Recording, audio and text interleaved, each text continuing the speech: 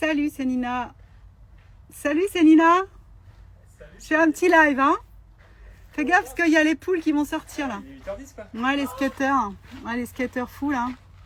Bah ouais, bah faites gaffe aux poules et puis faites gaffe aux poules, rangez vos skateboards et mettez la table. Voilà, c'est pas compliqué. Et moi, je vais parler thyroïde. On va parler de thyroïde. Je vais vous raconter des trucs sur la thyroïde et puis sur une des mamans de Absolu Physio Platinium ou qui va peut-être changer de nom, parce que j'ai envie de l'appeler le Mastermind Non Merci Pas de Péri. Bref, qui m'a donné son accord bien sûr. Donc c'est une des mamans qui a fait le choix de rejoindre Absolu Physio Platinium, à savoir évidemment tous les contenus de Kaizen Nina et puis 2 sessions par mois sur Zoom et puis un canal Telegram. Et là, elles sont aux petits oignons parce qu'elles sont très peu nombreuses et donc on est en contact direct tout le temps. Donc c'est confort et c'est confort et c'est nécessaire parce que je vois ce qu'on lui réserve là à 35 semaines. Elle est à 35 SA. Et là, elle m'a envoyé des messages auxquels j'ai mis tout mon cœur à l'ouvrage pour répondre correctement. Donc cette maman a un Hashimoto. Donc Hashimoto, c'est le nom d'un japonais qui a découvert cette pathologie. Donc c'est une maladie auto-immune. Son système immunitaire s'attaque à sa thyroïde et la grignote petit à petit. Donc l'hypothyroïdie, donc il y a plusieurs manières d'avoir des pathologies de la thyroïde. Hypothyroïdie, hyperthyroïdie. L'hypothyroïdie, ça peut être lié au fait de ne pas avoir de thyroïde du tout suite à une chirurgie ou des cellules cancéreuses qui justifient qu'on fasse l'ablation de la thyroïde ou un dysfonctionnement de la thyroïde. Et donc, alors mon but, c'est pas de devenir endocrinologue, mais de toujours, moi, ce qui m'intéresse, c'est d'identifier dans quelle mesure une pathologie est une contre-indication à un accouchement physiologique. À chaque fois que je cherche à comprendre des pathologies, c'est toujours dans cette perspective-là, c'est de vous permettre de savoir si on est en train de vous la faire à l'envers ou si réellement la pathologie justifie de sortir d'un projet d'accouchement physiologique. Donc, il fallait bien que je me colle un moment sur cette histoire d'hypothyroïdie et notamment d'Hashimoto. Parce que c'est une singularité, ce côté maladie auto-immune, puisque le système immunitaire de la maman s'en prend à sa thyroïde et la grignote petit à petit.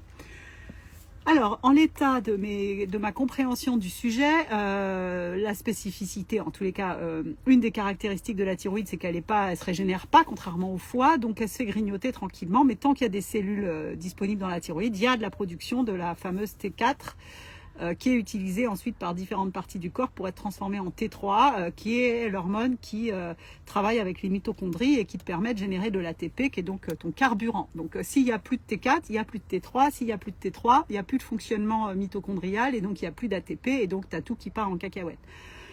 Donc, quand on n'a plus de thyroïde du tout, c'est là qu'on prend du lévothyrox, le fameux, alors il y a peut-être d'autres noms, mais donc c'est de la T4 ou de la T3 d'ailleurs, j'en sais rien. Bon, en tous les cas, ça compense le fait que tu la fabriques pas toi-même.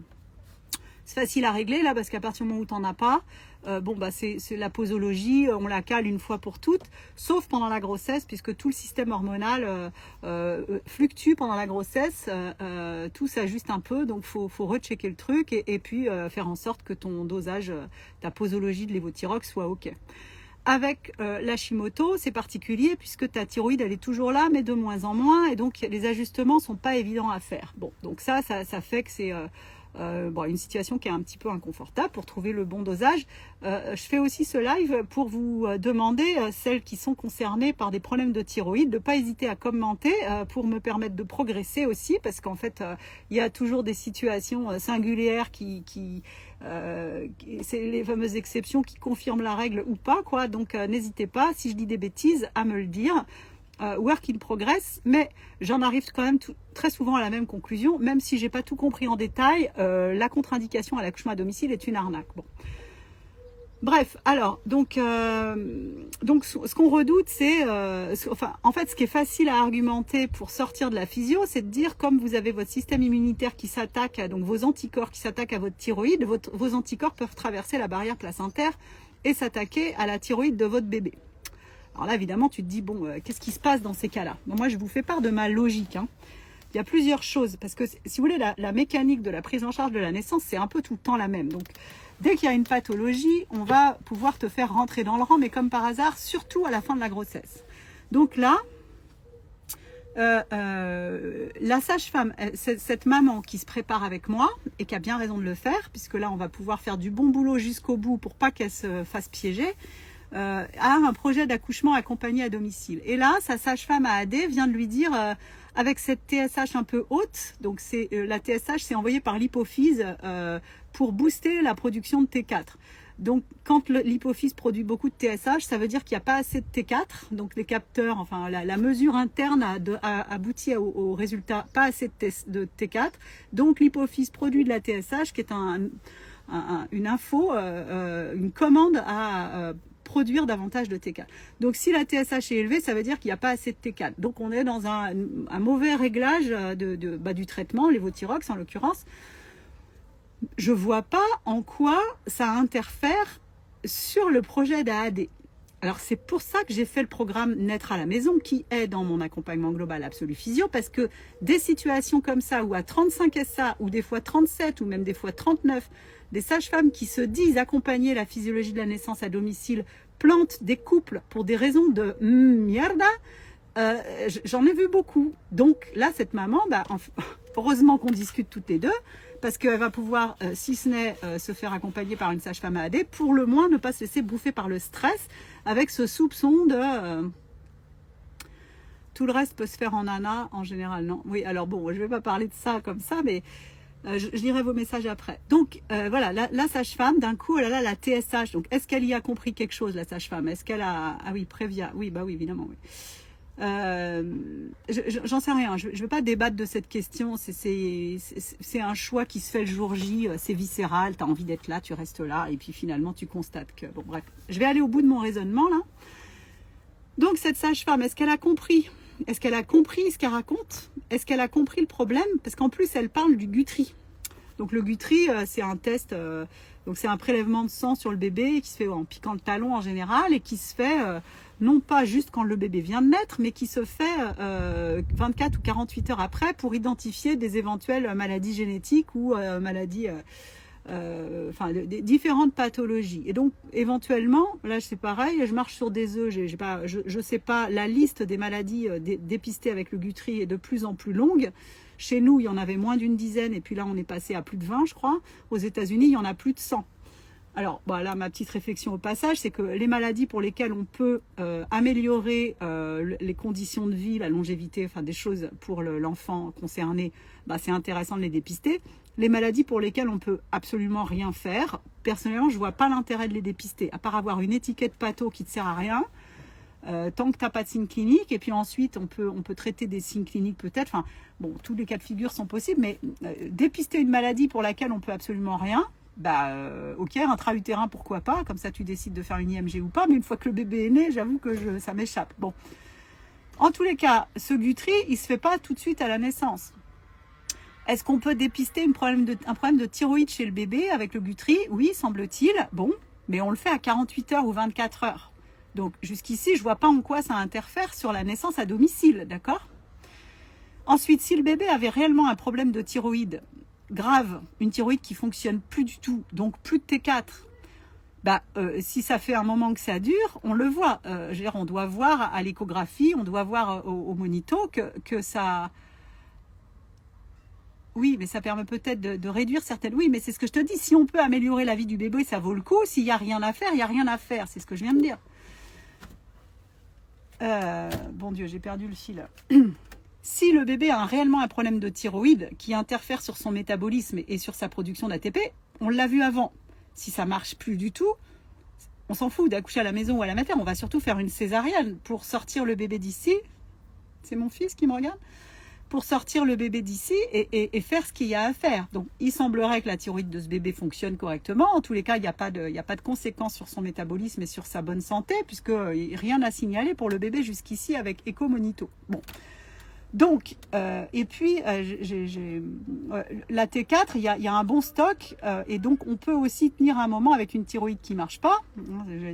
J'en ai discuté avec quelqu'un directement concerné qui n'a pas de thyroïde, et donc qui est sous l'évothyrox.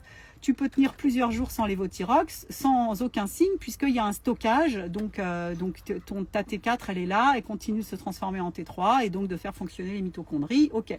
Et puis petit à petit, le stock se dégrade et puis les choses partent en cacahuète. Mais c'est pas d'un claquement de doigts. Donc, si le bébé va très bien pendant toute sa gestation, il n'y a pas de raison qu'il supporte mal sa naissance. Et la chose à garder toujours en mémoire, c'est que sauf nécessité d'une césarienne en urgence, parce que là vraiment il n'y a rien qui va, et donc ok, la meilleure manière, le meilleur choix pour un bébé, c'est de lui le laisser venir au monde physiologiquement. C'est le meilleur moyen pour qu'il supporte bien sa naissance. On est d'accord que sa maman soit mobile, que sa maman sécrète ses propres hormones, qu'elle soit en confiance, qu'elle soit en contact avec son bébé, etc. C'est ça, la meilleure naissance possible pour un bébé, c'est une naissance physiologique, n'en déplaise à certaines. Je dis offre à ton bébé la naissance qu'il mérite, je persiste et signe. Donc, à moins d'une indication à une césarienne, eh ben, le meilleur choix, c'est la naissance physiologique. Donc ensuite, qu'est-ce qui justifierait la nécessité d'avoir, si on est OK pour un accouchement voix basse, le meilleur choix c'est physio, OK, donc ensuite c'est maison ou mater. Bah, c'est la peur que à la naissance, on découvre quelque chose qui ne va pas du tout chez le bébé, qui nécessite une prise en charge immédiate, une réa. Il n'y a pas de situation catastrophique comme ça sur un accouchement physio. Quand un bébé a besoin de partir en réa ou qu'on fait une césarienne code rouge en cours de travail, semblerait quand même que la plupart du temps, ce soit la conséquence directe de la médicalisation. Ça aussi, il y en a qui veulent absolument pas l'entendre, mais c'est pourtant bien une réalité. Si la grossesse s'est bien passée, que tout le monde va bien au moment de l'accouchement, et que c'est bébé qui a mis en route sa naissance, et qu'on respecte la physiologie, il n'y a pas de situation qui parte en couille comme ça. Donc il n'y a rien qui justifie de dire, ok, on arrête le projet AAD, il faut aller accoucher à la mat. Le meilleur moyen pour que ce soit chiant, c'est d'aller à la mat. Le meilleur moyen pour que ça se passe bien, si tu es accompagné par quelqu'un de compétent, si tu es ok avec ça, c'est ton choix, et que tout va bien jusqu'à la naissance, il n'y a pas de raison que ça se passe pas bien. Bon, ben, le matraquage qui dit le contraire est quand même vachement brutal, donc c'est difficile de l'entendre, mais je suis à peu près à l'aise à dire ça. Le meilleur choix, tant qu'il n'y a pas d'indication.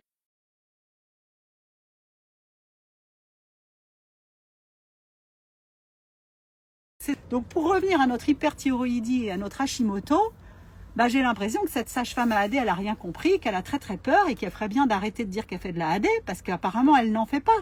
Puisque au moindre petit machin qui n'est pas tout à fait vert foncé, elle abandonne tout le monde. Donc moi c'est ce qui me met en colère et c'est pour ça que j'ai fait ce programme qui s'appelle Naître à la maison.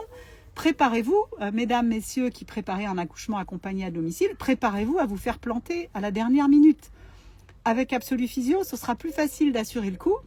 Et préparez-vous à ce que la fin de la grossesse, ce soit quand même une succession de trucs pourris. Alors encore une fois, il y a des matères où les gens sont charmants et où on soutient la physiologie. Et il y a des gynécos merveilleux, et il y a des sages-femmes merveilleuses, et il y a tout ce qu'on veut, et des anesthésistes merveilleux.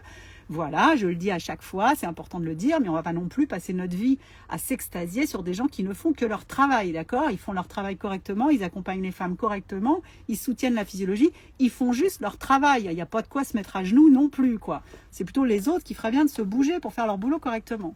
Donc là, on a une maman qui a la totale, c'est-à-dire que ces messages étaient sur 3 questions. Donc je vais faire un petit topo maintenant. Alors je vais conclure sur cette histoire de thyroïde parce que donc d'hypothyroïdie, en l'occurrence Hashimoto, parce que la question c'est les histoires d'anticorps. Bon, alors je serais ravie d'avoir vos témoignages si vous avez un Hashimoto pour nous raconter comment ça s'est passé.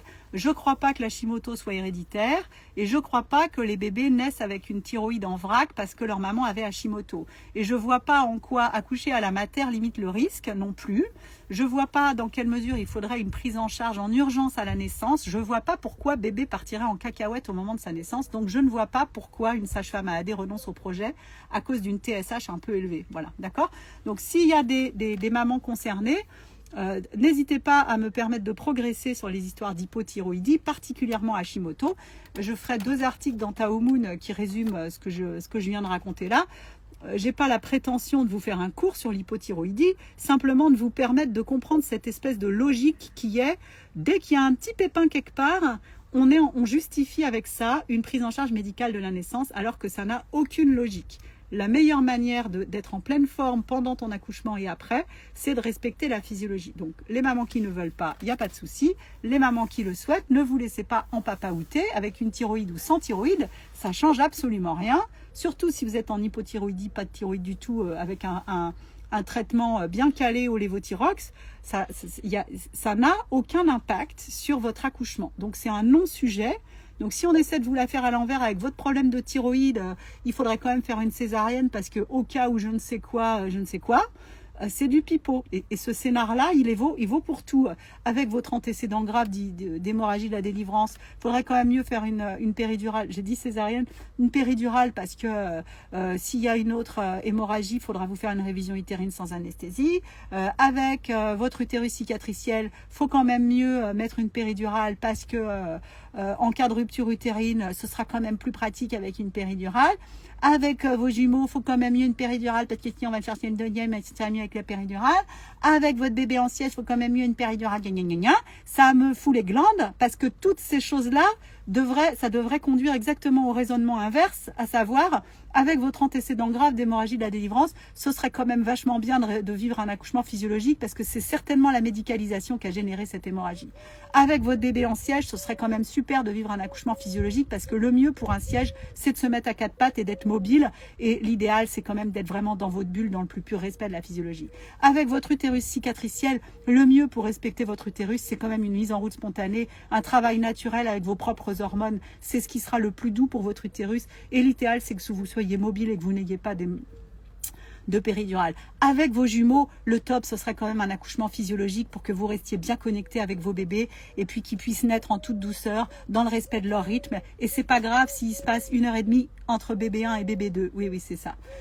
Tout ça, en fait, ça devrait être ça qu'on entend. Et c'est tout le temps le contraire. Donc c'est à vous maintenant d'apprendre à désobéir. Je vais vous refaire un petit topo là-dessus. Il faut décider de ce que vous voulez dans la vie. Mais si vous voulez un accouchement physio coûte que coûte et que vous avez la moindre petite étiquette, vous avez grave intérêt à vous préparer et puis à nourrir votre confiance pour vous autoriser la désobéissance. Parce qu'on va vous la faire à l'envers. Et pour revenir à cette maman qui a choisi de me rejoindre dans Absolu Physio Platinium, qui va devenir, je pense, le mastermind non merci pas de péri. Ça tombe bien parce que j'ai un joli visuel pour ça et je pense que je vais le réhabiliter.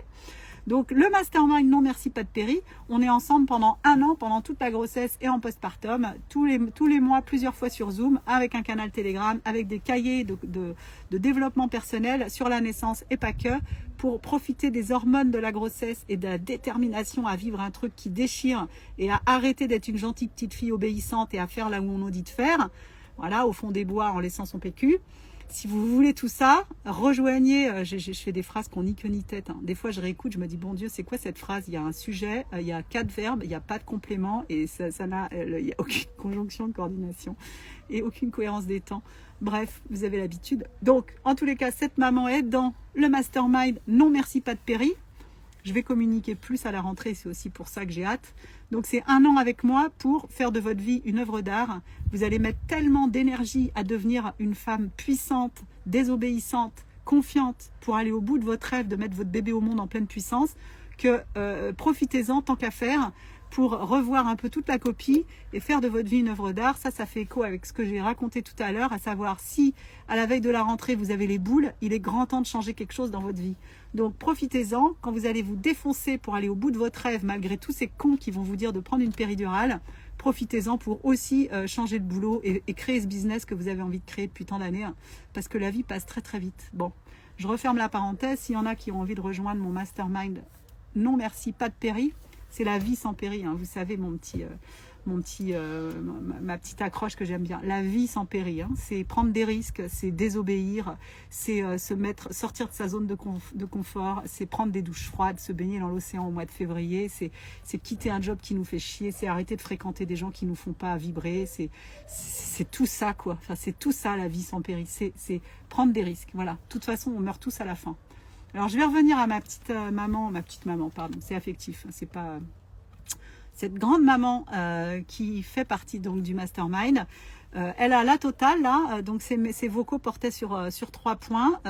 Cette histoire d'hormones, d'anticorps qui traversent la barrière placentaire et qui pourrait faire souffrir le bébé, avec donc tout ce qui m'a permis de creuser un peu ces choses que j'avais déjà un peu explorées, mais je vais en faire des articles sur Tao Moon.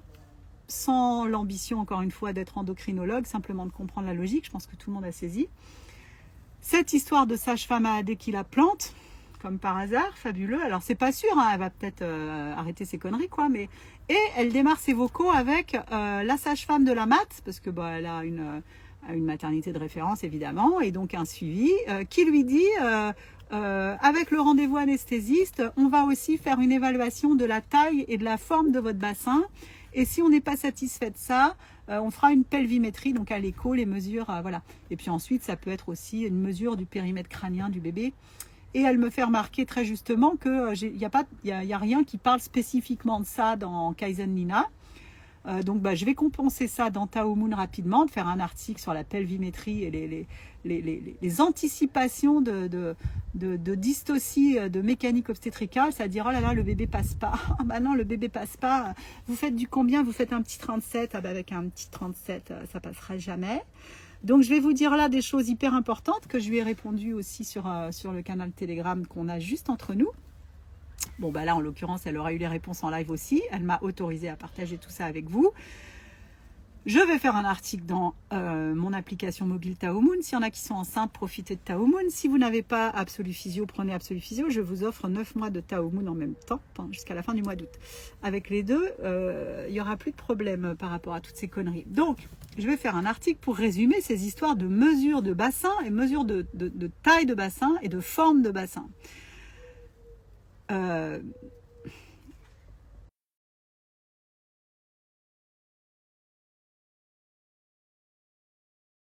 Qui nous explique ça, elle consacre sa vie à étudier le bassin d'Homo sapiens et de Lady Sapiens plus particulièrement. Elle a mesuré tous les bassins paléo disponibles dans les musées archéo. Elle a mesuré aussi beaucoup de bassins d'humains actuels en travaillant dans du médico-légal, enfin du légiste. Et elle est catégorique, les petites femmes n'ont pas de petits bassins. Par contre, on est d'accord que les petites femmes ont plutôt des petits pieds, on est d'accord. C'est rare de faire 1m55 et de chausser un petit 44, et c'est rare de faire 1m90 et de chausser un petit 36, parce que sinon on se casse la gueule, on comprend. Donc les petites femmes ont des petits pieds, les grandes femmes ont des grands pieds, mais les petites femmes n'ont pas de petits bassins. Et donc, si vous étiez bon en maths, la pointure ne donne absolument aucune indication sur la taille du bassin. Bon, donc déjà ça c'est clair. Ensuite, Dr Farin, dans l'interview qui est aussi dans Absolu Physio, donc qui dirige la maternité de l'hôpital Rivière-à-Chablais en Suisse, qui avait organisé des projections de mon film dans sa maternité, 3000 bébés par an. Il estime que mon film devrait être vu par tous les médecins gynéco-obstétriciens et toutes les sages-femmes. Un bon entendeur pour celles qui ne l'ont pas vu. Je l'avais interviewé sur Instagram, cette interview est disponible dans Absolu Physio. Et je lui avais demandé ça, cette histoire de gros bébé, petit bébé, bébé trop gros par rapport à maman. Il m'avait dit, c'est vrai qu'au paléo, d'accord, il n'y avait pas beaucoup de mixité. Globalement, on se mettait en couple avec quelqu'un qui était à peu près de notre gabarit, puisqu'on ne voyageait pas beaucoup. Aujourd'hui, on peut se retrouver avec une femme japonaise d'1m55, avec un grand basketteur américain de 2m10. Et donc ce jour-là, je me souviens, je lui avais dit d'ailleurs, j'ai dit, oui, ça n'avait pas vu les choses sous cet angle, c'est vrai que c'est intéressant. Et quand j'ai organisé ma journée conférence en 2023, j'ai questionné Julie Boallier là-dessus en disant c'est vrai qu'avec la mixité, les couples mixtes, il peut y avoir des papas très très grands avec des mamans très petites, ça peut donner des bébés très très grands. Et là c'est une sage-femme qui était dans la salle qui était intervenue pour dire non, j'ai déjà eu des couples mixtes comme ça avec une femme très petite et un papa très grand, et le bébé est parfaitement adapté au bassin de sa mère, et pour cause, la taille du bébé à la naissance est codée génétiquement par le patrimoine génétique de la maman. Donc, je mettrai tout ça dans mon article.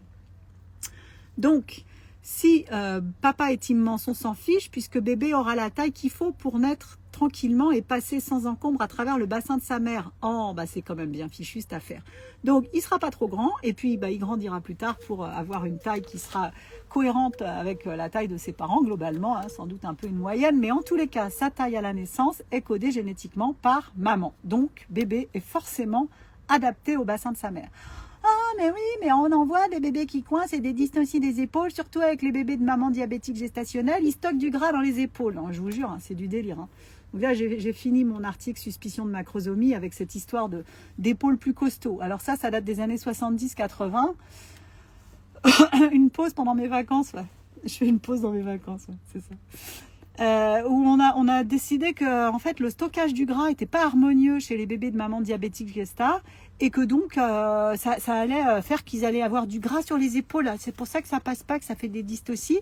C'est pour ça qu'on a décidé qu'un bébé était considéré macrosome à 4,5 kg pour une maman non diabétique. parce que le gras va être mieux réparti ou c'est parce qu'il sera grand.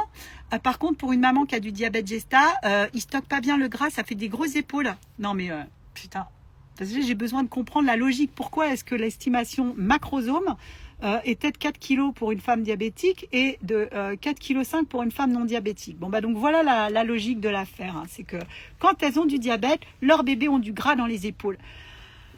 Putain. Alors bon, la morale de l'affaire, c'est que moi j'ai aussi vu des études qui disent qu'il n'y a aucun lien entre le poids du bébé et le diabète gesta. Ce qui est une certitude, c'est que le diabète, enfin en tout cas l'augmentation de la glycémie chez la maman est un phénomène parfaitement physiologique dans la plupart des cas, puisque le placenta pilote la glycémie de la mère pour répondre aux besoins du bébé, et que donc de vous faire déclencher à 39 parce que soi-disant votre bébé va être trop gros pour naître, c'est le meilleur moyen qui coince effectivement. Parce qu'un accouchement déclenché, c'est le début des emmerdements et c'est là qu'elles sont les dystocies des épaules. Donc les gars, ils t'expliquent quand même que la solution, hein, c'est tout un tas de manœuvres, y compris tirer sur le bras avec le risque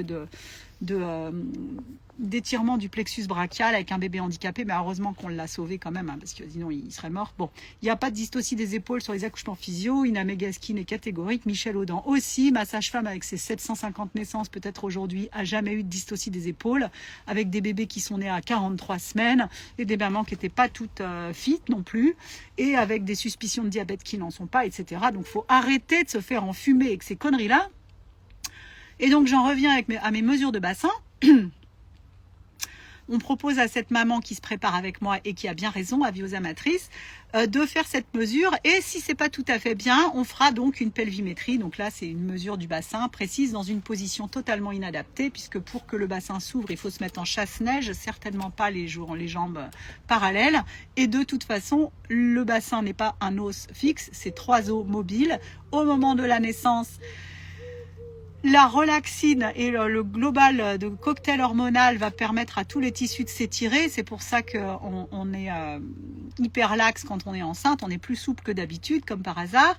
Accessoirement, le crâne du bébé, donc ses épaules. Non, mais ses épaules. Bah, c'est marrant parce que j'entends de plus en plus parler de la dystocie des épaules. Parce que peut-être qu'on en a soupé du périmètre crânien du bébé. Peut-être que tout le monde a compris que le crâne du bébé s'adapte au bassin de sa mère, que c'est pas un seul os qui a les fontanelles et qu'on voit des bébés avec des têtes en ogive parce qu'ils se sont parfaitement adaptés au bassin de leur mère. Donc ils ont peut-être épuisé leur argument de périmètre crânien trop important, inadapté au bassin de la mère. Ils se sont dit on va faire autre chose, on va balancer la dystocie des épaules. Ça va envoyer du pâté parce que l'étirement du plexus brachial avec le bébé handicapé à vie, ça envoie du lourd. Et si vous n'avez pas le droit à la symphysiotomie, hein, on dégaine la tronçonneuse pour vous couper la symphyse pubienne parce que qu'est-ce que tu veux, ça passe pas. Hein. Putain. Donc, arrêtez, ne mangez pas ce baratin.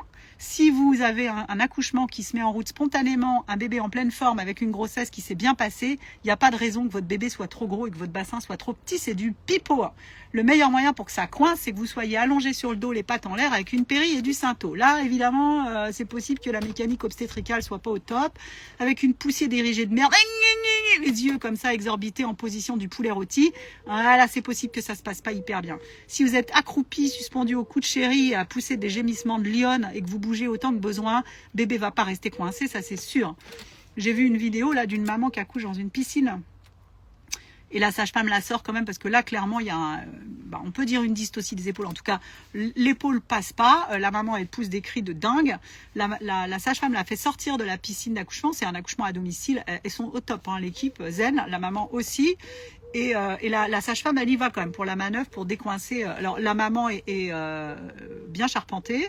Le bébé doit être costaud, ok, ça coince, ok. La maman était quand même pas très active, hein. Elle est dans sa piscine, peut-être qu'elle y est restée trop longtemps, j'en sais rien. Bon bref, dans tous les cas, la sage-femme elle gère hyper bien et le bébé il sort et il n'y a aucune séquelle à tout ça. Bon bref.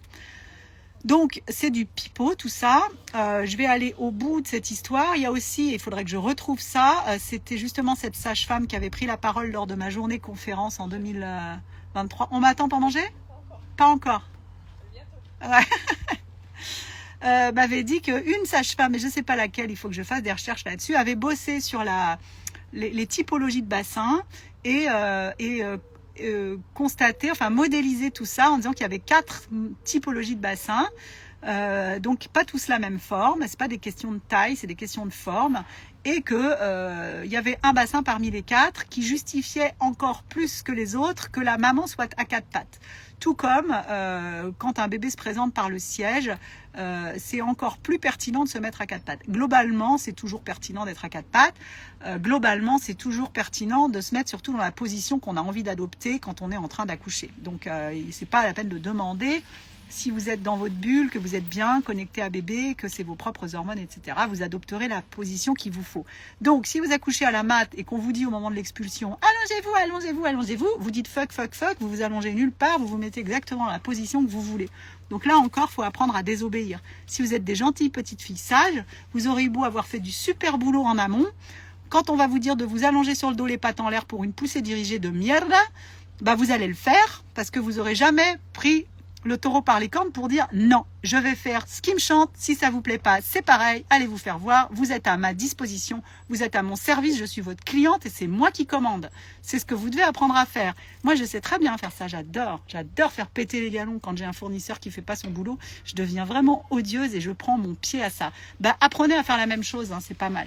Parce que d'être gentil et bien dressé, ça sert absolument à rien dans la vie. Donc bougez-vous, commencez par vous barrer si votre job vous fait chier, commencez à vous barrer de vos relations parasites, de tout ce qui vous emmerde dans la vie, dites fuck à tout ça. Bon Dieu, posez-vous la question de où vous voulez être dans 5 ans, dans 10 ans, et dans 3 mois si vous voulez accoucher physio. Donnez-vous les moyens d'aller au bout de vos objectifs, arrêtez d'obéir, personne n'a de pouvoir sur vous, vous êtes aux rênes de votre accouchement et de votre vie. Bougez-vous parce que ça passe très très vite. Ah, moi je suis au taquet de plus en plus, j'ai 52 ans dans un mois, et j'ai encore, je pense, 25 ans à être en méga forme et je fais tout ce qu'il faut pour ça et j'ai tellement de projets qu'il n'est pas question que qui que ce soit me dicte ma conduite, me dise ce que je dois faire. Fuck, je n'en fais qu'à ma tête.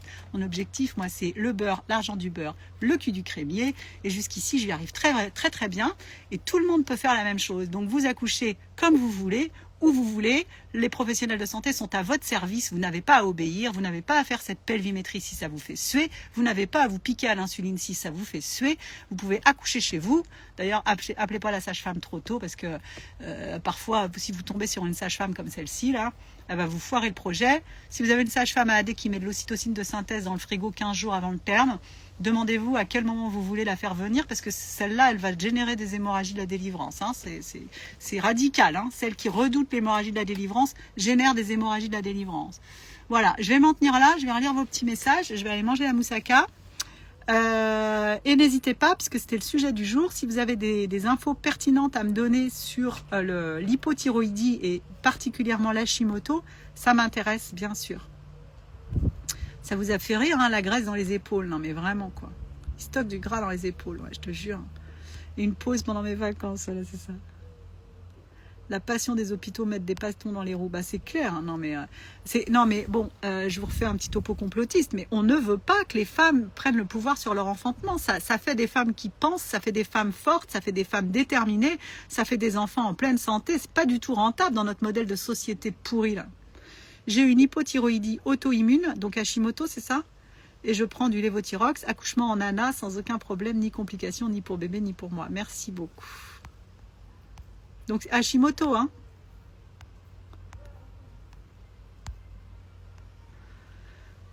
Donc oui, bon voilà, certaines douleurs. Non mais c'est ça, les dépistages des maladies pour lesquelles on peut quelque chose.